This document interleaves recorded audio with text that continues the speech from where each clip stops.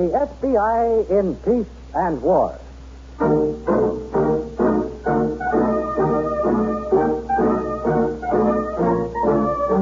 Another great story based on Frederick L. Collins' copyrighted book, The FBI in Peace and War.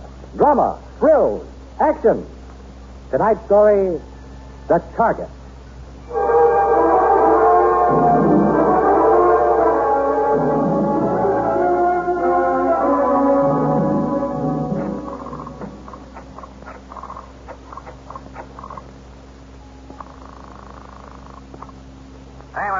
Hello, is Berkey there, Captain Berkey? Hey, easy, hold on. Hey, Cap, phone call. Hold on, he's coming. Thanks a lot. Captain Berkey speaking. Cappy, this is Joe Reiser. Well, Joe, how are you? What a surprise. Now, listen, Cappy, I can't talk much now. You're still skipper of that tub, ain't you? I'm still skipper, but the Dulce isn't any tub. Okay, no offense. Now, when do you shove off? Tonight, why? Can you take on a passenger? You? That's right. Same deal as last time? Well, no, I don't know. Okay, name your own price. All right, Joe. I guess I can take you on. Pier 12, be aboard before 6. I will be, Cappy. Don't worry. Okay, that's that. Now, come on. Get my bag packed. It's no good running. Oh, sure. It's no good. I suppose you'd like it better if I just stood still and that bait's only full of holes, huh? You should talk to him. If I what? Explain. Wait, will you stop jawing like an idiot and get my bag packed? All right. You don't talk to Babe Stanzik. You don't explain. All right. I thought he was in for good. Whoever dreamed he could break out of a box like Lewis? Joe? Don't answer that. It's Don't answer it, I say. I don't mind packing my bag. I'm not going to wait for it.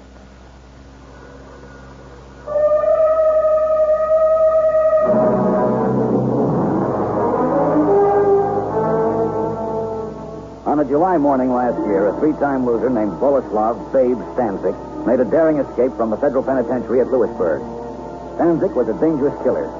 5 years before, he had been turned in by an informer named Joseph Reiser, and during his trial had repeatedly sworn bloody revenge. Now, with Stanzik at large, we felt Reiser was a living target.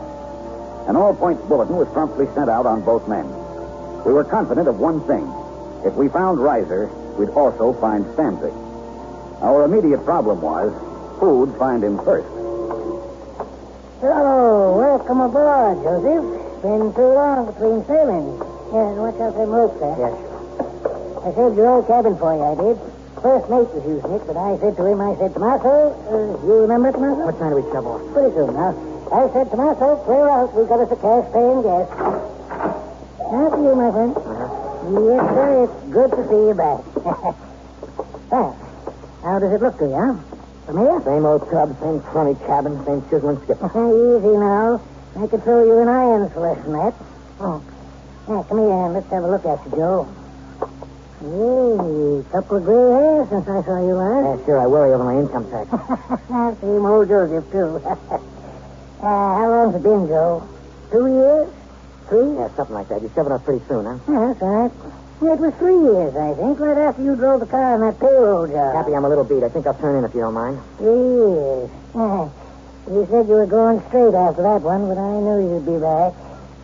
Now, how long you figure on hiding out, Joseph? I'm not hiding out. 6 weeks, maybe? It was 6 last time. I told you, I don't know. 6, maybe more. You got any objections? No, it's all right with me. The longer you stay, the more I charge you. No objections, as long as you got the cash. What's that? Not hiding out, huh? What is it?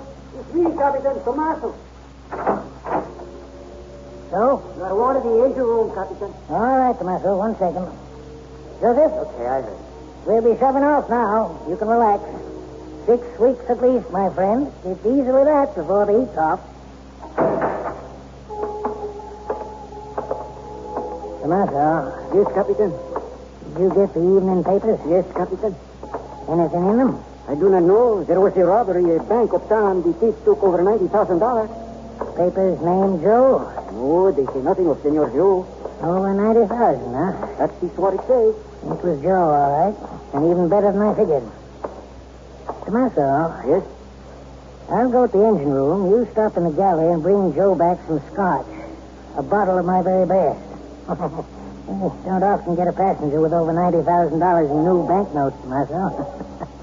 We want to wish him a pleasant voyage. Don't we?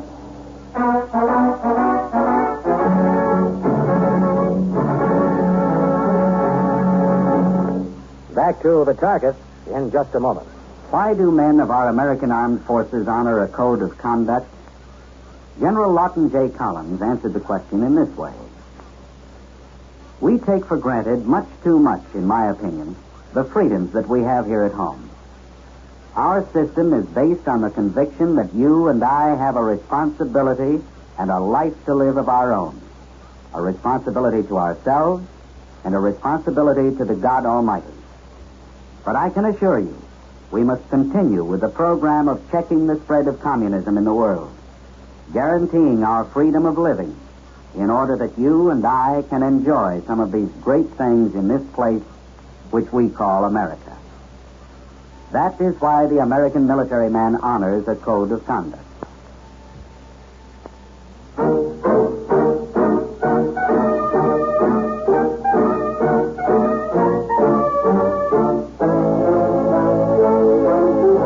Act 2 of tonight's story on the FBI in Peace and War. The Target.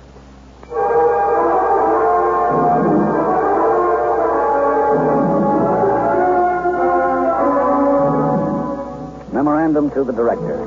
Confidential. In reference, our bulletin 2-104-W. Babe Stanzik, escaped prisoner. Police Department, Bay City, reports car commandeered at gunpoint by man of this description. Checks driver. Reliable background. Await instructions. Sign it, Stevens.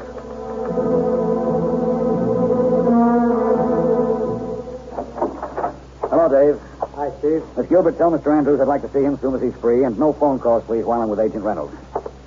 Sorry, Dave. Been waiting long? Couple of minutes. How'd it go in Bay City? Same old story, I'm afraid. Another dead end? Looks like. I'm beat. That's a long drive. Cigarette? Thanks, I could use one. That lead was no good, huh? Oh, it was good as far as it went. The driver was reliable, as the local boys said, so the man who commandeered his car was undoubtedly Stanzik. But he forced the driver out 2 miles out of town, then ditched the car himself in a sandlot near Millbridge. That's as far as I got. A sandlot near Millbridge. Not much help, is it? Not much. How about you? I don't know. Maybe something, maybe not. Checked all those addresses? Uh-huh. That rooming house? Yeah. That's the maybe something. What? Well, I showed the landlady Joe Riser's picture. Seemed to me she recognized it, but she shut up like a clam. Only thing I could get out of her was try 3B. 3B? The rear apartment on the third floor. Steve, was Riser ever married? Not that we know of. That doesn't include recently, of course. Uh-huh. Woman in 3B? Yeah, but the nameplate said Frida Milton. I showed her Joe's picture, and she clammed up, tied it in the landlady. Wanted to know who I was and what I was doing there anyway. You told her? I did, and she seemed relieved. But I couldn't get a thing more from her. Better check into it further. I already am. But in the meantime? In the meantime, it looks like Stanzik and Joe Riser are one up on us. Stanzik, anyway. I'd say Riser was one up on himself. You think for his own sake he'd want to cooperate? Yeah, you would. But fear is an unpredictable factor, Dave. When a man's afraid, he doesn't want to cooperate even with the law. All he wants to do is run away and hide.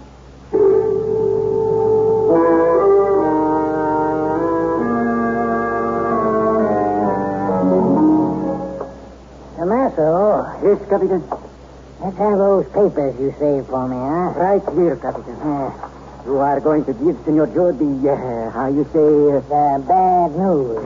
It's about time, isn't it? He's been with us 2 weeks now. How bad is it going to be? Well, Scotch whiskey is pretty expensive these days. $1,000? And food. Man eats like a hornet. Captain. It's going to be very bad, Tommaso. After all, I didn't know I was harboring any fugitive bank robbers, now did I? It's going to be very bad news indeed.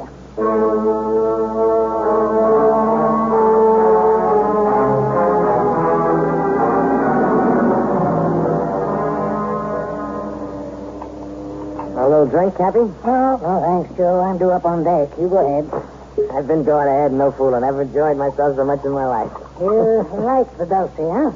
No complaints, Joe? Joe complains. The food is lousy and his cabin stinks. The ice? Yeah. Outside of that. Outside of that, the whiskey is sensational. Without it, you could starve to death. You know that? Bottoms up. Well, what's on your mind, Cappy? What?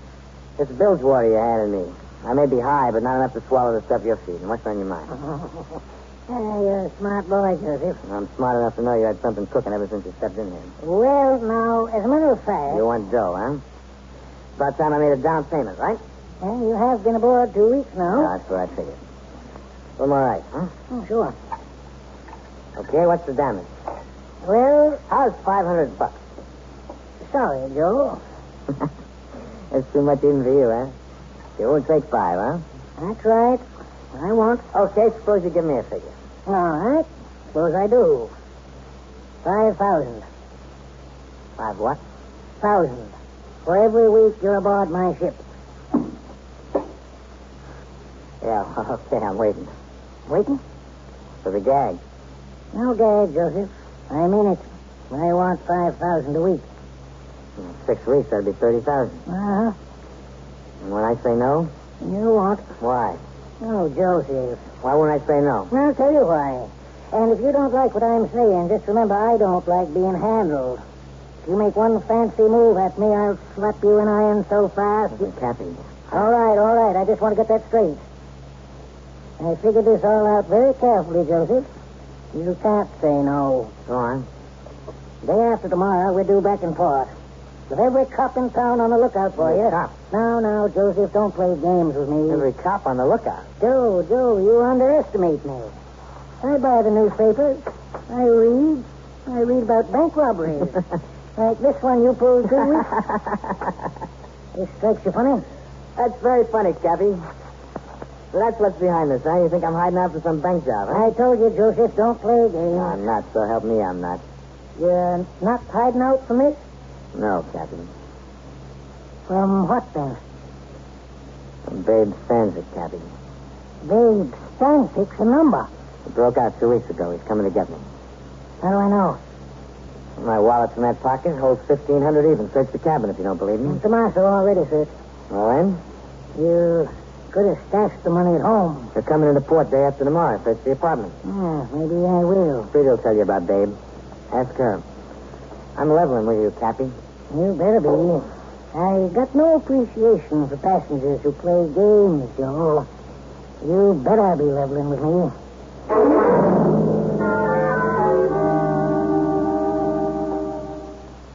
Where is he, Frida? Where is he? Babe. Uh-huh. She's out again. Well, this will bring her around. Watch it. Okay, that's better, huh? Let me alone. I want to let you alone, honey. You think I like doing this? Just tell me where's that skunk boyfriend of yours, and alone I'll leave you. You got my word. I don't know where he is. You told me before. You still don't know now? Please. Yes or no? You know, you don't know. Which? I don't. Ah. Nick? No. Frida's still having trouble remembering things, so... Joe? Could be. Okay, Frida. You talk, I'll listen. I'll give you the words to say. Come on, you. No. I said, come on. Act friendly or I'll push it around your ears. That's the idea. Now remember, don't say till I give you the word. Remember good. Okay, babe. When I pick up, say hello. Say hello, Frida. Hello. Hello, Frida? Yes. That's not Joe's voice. That's Gladys. Who is this? It's no cop, Frida. You don't have to worry. It's only me, Captain Berkey. What did you want? What do you want, Cap? Me, I don't want a thing. I just got into port this morning. Joe said make sure and call Frida. Nick, this is our boy. Tell him don't say anything over the phone. Come up to the apartment. You looking silly, Frida. Hello, Frida, you there? Yes, I don't think you better say anything over the phone. Could you come up here to the apartment? Well, now, there's a coincidence. I was going to suggest that very thing. I can hop in a cab and be there in 20 minutes. You'll be waiting. Frida, you'll be waiting. 20 minutes. All right, I'll be waiting. Okay. That was just right. Ah, boy, babe. Yeah. Just got into port with word from Joe. And he's coming here? In 20 minutes. And we'll be waiting for him, huh, Frida? We'll be waiting just like you said.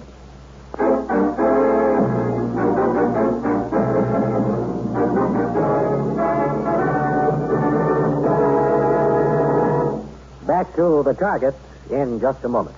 You know, many great men have attained the highest office in our land, the presidency of the United States. Can you guess the name of this man? He was born in 1790 in the state of Virginia, and his life seemed dedicated to his birthplace. As a representative of that state, he served as a member of Congress and a United States Senator. Later, he served in the legislature of Virginia and became governor. He was elected vice president of the United States in 1840.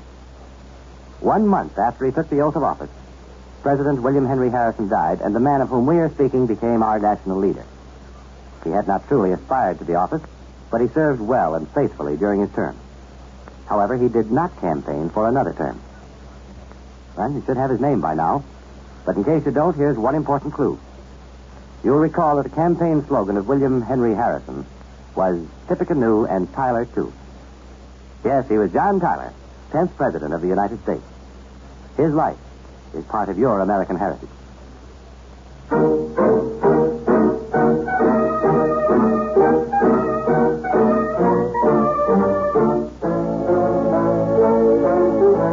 Act 3 of tonight's story on the FBI in Peace and War.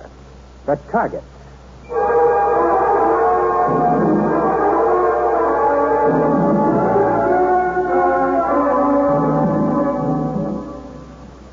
What do you want, Captain? Me, I don't want a thing. Just got into port this morning, and Joe said make sure and call Frida. Hello, Frida, you there? Yes, I don't think you better say anything over the phone. Could you come up here to the apartment? Well, now there's a coincidence. I was going to suggest that very thing. I can hop in the cab and be there in 20 minutes. 20 minutes. All right, I'll be waiting. That's it, Steve. That was the only call? Isn't it enough? Maybe. What time was it recorded? 3:15, a little more than 2 hours ago. Go to the apartment? Tell you after this call. I may have a better idea. Hello, operator. Could you get me the Seafarers Union on River Street? I don't know the number. Yes, I'll hold on.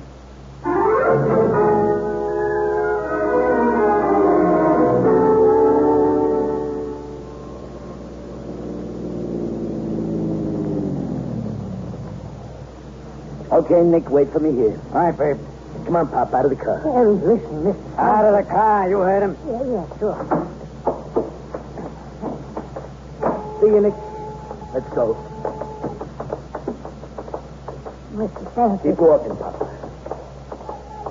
It's the boat here. Yes, Okay, up the gangway. Do everything like I tell you and do it quick, huh? What are you going to do? Get going. If I'm with you, Joe'll know it was me who Won't make told... no difference what Joe knows. Mr. Stanton, you're not going to do any shooting on my ship. This crummy tanker? I'm surprised the thing floats. You're not, are you? You said if I told I said you... I'd rip your gizzard out if you didn't. Who's that up there? Well, Hello there. That's you, Captain? it's me, Tommaso. Tell him I'm with you. You brought along a friend. Right. Tell him. This gentleman's with me, Tommaso. It's all right. Captain, would I have a word with you? Later, Tommaso. I got some business to attend. What is important? You heard what the captain said later. Oh. It's all right, Tommaso. Wait for me on the bridge. That's a good idea. You'll wait for him. Which way? Down there. Last cabin on the right.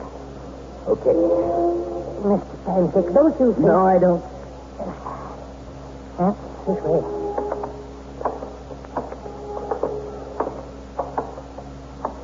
He's in there. Yes. No gunplay, right? Okay, Pop. No gunplay. Not when a nice silent switchblade can bring the same result. Switchblade? Ah. Take me in. Introduce me, Pop. Well, I can't. 5 years, Joe. Oh, I waited a long time. Okay, open up.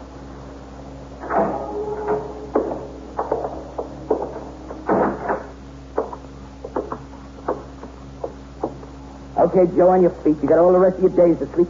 Up out of that bunk and... You talking to me, mister? Pop, what is this? Some kind of a trick? No, Wait, Joe. Where is Joe? I don't know. I do. He's in our custody. What? We took him off the ship just half an hour ago. You took him off. Say, who are you anyway? What you doing about my ship? I'm Agent Stevens, Captain, FBI. And I think you know what I'm doing aboard. FBI. That's right, Stanzik. I wouldn't try using that if I were you. This gun is loaded, and my medals say I'm supposed to be a crack shot. Why, you... Yes. And I wouldn't try that either. There's another agent just outside and 4 more out on deck. Now, that's being smart, Stanzik. There's a full moon out tonight. You'd really make a beautiful target.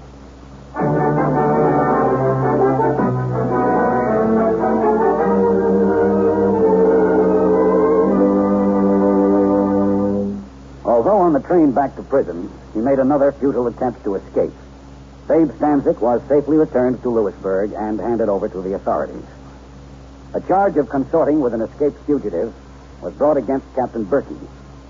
But his attorney was able to convince a grand jury not to return an indictment.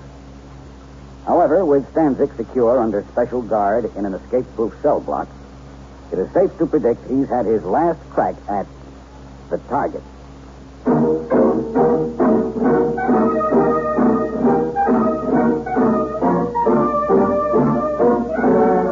tonight's story, Bob Reddick played the part of Joe Reiser. Bob Dryden was Captain Berkey. This radio dramatization for the FBI in Peace and War was written by Jack Anson Fink. These programs are produced and directed by Betty Manderville. All names and characters used on the program are fictitious. Any similarity to persons living or dead is purely coincidental. This program is based upon Frederick L. Collins' copyrighted book, The FBI in Peace and War, and the broadcast does not imply endorsement, authorization, or approval by the Federal Bureau of Investigation.